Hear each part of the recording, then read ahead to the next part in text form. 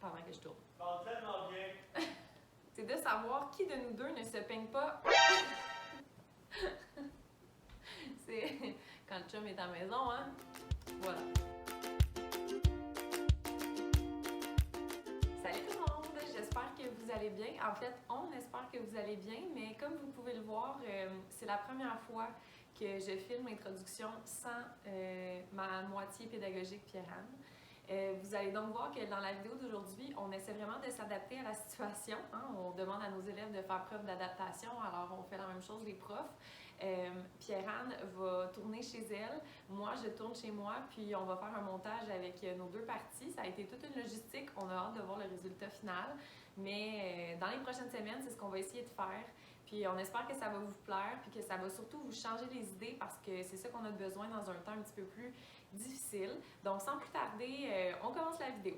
Alors aujourd'hui, la vidéo qu'on va vous tourner, c'est un qui de nous deux. Donc sur notre compte Instagram, on vous a mis des questions à savoir qui de nous deux faisait telle ou telle chose pendant la quarantaine. Puis c'est pour vous aider à savoir comment on vivait ça. Donc sans plus tarder, on répond aux questions. La première question qu'on vous a posée sur notre Instagram, c'était de savoir qui de nous deux s'est découvert une passion pour le jardinage, puis a vraiment des gros plans en tête là, pour le printemps qui arrive. Ici, c'est mon petit jardin en devenir, donc c'est mes semis que j'ai fait. Il y a des cocombes, des tomates, du brocoli, des carottes, puis du basilic. Alors j'espère que ça va germer. On verra si j'ai vraiment le pouce vert. Hein? Et ça, c'est l'endroit où on va faire le potager un peu plus tard, quand il n'y aura plus de neige. La prochaine question, c'est qui de nous deux ne se peigne pas chaque jour? Et vous avez répondu, là je regarde mon petit papier parce que j'ai noté les résultats, 60% Alexandra et 40% Pierre-Anne, et vous avez raison. Peut-être parce que des fois j'arrive pas peignée ou je sais pas, mais effectivement, comme là je fais un petit effort parce que quand même je fais une vidéo puis tout ça, mais mes cheveux sont quand même, je les laisse lousses. Puis je prévoyais aller chez la coiffeuse, mais là, d'après moi, d'ici 6 mois, je vais me ramasser avec les cheveux ici. Je vais ressembler à Grid. Donc, à suivre la tendance capillaire pour les prochains 6 mois. On vous a aussi demandé qui, selon vous, de nous deux, avait le plus écouté de séries télé. Vous avez répondu à 56% Alex puis 44% moi. Effectivement, c'est moi qui écoute le plus de séries. J'étais déjà une grande fan de séries, mais avec des fois, tout ce qu'on avait à faire, j'avais pas le temps. Mais là, le soir, je me permets d'en écouter.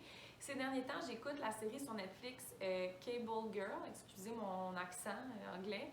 C'est comme une série qui, je pense, qui est tournée en Espagne, mais qui a mis avec des voix anglophones par Netflix. D'ailleurs, j'ai de la difficulté à vous expliquer ça. Mais c'est vraiment bon quand même. Je suis rendue à la saison 2. Je trouve ça moins bon que la saison 1, mais si vous cherchez une série un peu romantique, suspense, écoutez ça. Sinon, avec mon copain, j'écoute sur la plateforme Crave Succession. C'est quand même assez spécial. C'est une histoire de famille, puis comme de l'argent et tout ça, mais c'est quand même divertissant. D'ailleurs, si vous avez des suggestions, parce qu'on va avoir du temps pour en écouter d'autres, mettez-les en commentaire. Ça va me faire vraiment plaisir d'aller voir ça. À moins que si les nouvelles comptent pour une série, je pense que là, ce serait moi parce que je suis vraiment connectée sur LCN. J'aime ça, être au courant de ce qui se passe dans le monde. Donc, on vous a aussi demandé qui de nous deux avait eu le besoin de se faire le plus rassurer par l'autre en raison de la quarantaine. Vous avez répondu à 27% Alex, puis à 73% moi. Et vous avez raison, bien c'était moi parce que oui, j'ai vécu des petits moments un petit peu, pas de panique, mais je trouvais ça difficile de savoir que la maladie arrivait au Québec, puis de voir un peu toutes les restrictions qu'on avait jour après jour. Moi, ça m'inquiétait, puis ça me chamboulait un petit peu. Puis quand on se parlait, moi et Alex, ben, j'en parlais, puis elle me rassurait, puis elle me rendait plus zen. Mais dans le fond, je sais que c'est pour les bonnes raisons là, que le gouvernement nous demande de rester à la maison et tout ça. Mais c'est sûr que ça change quand même une vie quand on est habitué d'être occupé, puis de faire plein de sorties et tout ça. Donc, c'est moi qui est un petit peu plus anxieuse. Une autre question qu'on vous a posée, c'est de savoir qui de nous deux en a profité pour cuisiner des choses pour la première fois. Et là, quand on dit première fois, c'est que oui, chaque semaine, on essaie des recettes, mais là, j'ai donné l'exemple de gâteau aux carottes. Alors, vous avez choisi 51% moi et 49% Pierre-Anne, et vous avez réussi, c'est moi. J'ai comme décidé de cuisiner des choses un peu à la Martha Stewart, me lancer dans confectionner un gâteau aux carottes avec du glaçage depuis que j'habite avec mon chum, j'ai jamais fait ça. Sinon, c'est quoi des recettes de muffins que j'avais jamais fait? Mais tu sais, les gâteaux, on dirait que c'est bizarre. Ou un soir, j'ai juste décidé de faire un brownie. Mais tu sais, avoir du temps, c'est comme si là, on se décide de se lancer dans des affaires qu'on ferait pas d'habitude. Mais bon, ça amène du positif.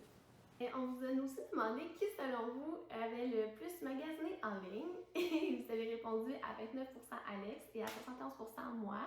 J'ai pas le temps de magasiner là, en ligne, mais oui, je pense que c'est moi des deux qui a le plus magasiné. Mais en fait, je me suis acheté, mais là, c'était avant qu'il fallait acheter des choses québécoises, mais je me suis acheté un petit vernis à onglet. Je vais vous montrer ça en story plus tard. Puis je me suis commandé des petits trucs, mais rien d'intense, là. Inquiétez-vous pas. Puis j'essaie aussi de regarder le plus de choses québécois possible pour encourager les gens d'ici. Donc, je pense que oui, c'est moi qui ai le plus magasiné en ligne. On vous a aussi demandé qui, selon vous, de nous deux, avait stocké le plus de cannes de conserve. Vous avez répondu à 40% Alex, 60% moi. Je suis surprise que vous ayez deviné. Je suis surprise que ça soit moi, puis je suis surprise que vous ayez deviné. Donc oui, c'est moi qui ai le plus de cannes de conserve. C'est ça que Jordan m'a aussi aidé à être prévoyant parce que lui aussi il voulait avoir plein de cannes de conserve au cas où il y ait une pénurie. Je vais d'ailleurs vous montrer nos armoires qui sont bien remplies. Donc on va manger beaucoup de pois chiches dans les prochaines semaines, c'est certain.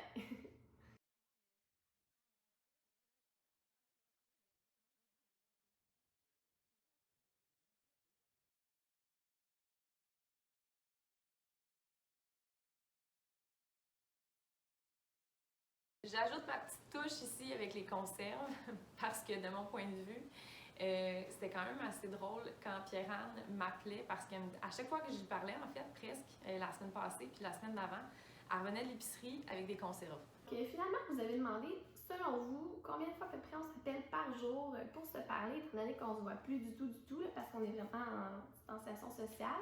Vous avez répondu 3 fois. Il y avait les choix 1, 2, 3, 4, mais moi je dirais, j'irais à une dizaine de fois. Là. On s'appelle vraiment souvent, parce que c'est sûr qu'avoir une entreprise, mais ça fait en sorte qu'on a des choses à régler. On avait une grosse vente la fin de semaine dernière, fait qu'il fallait se parler pour ça, pour les commandes et tout ça.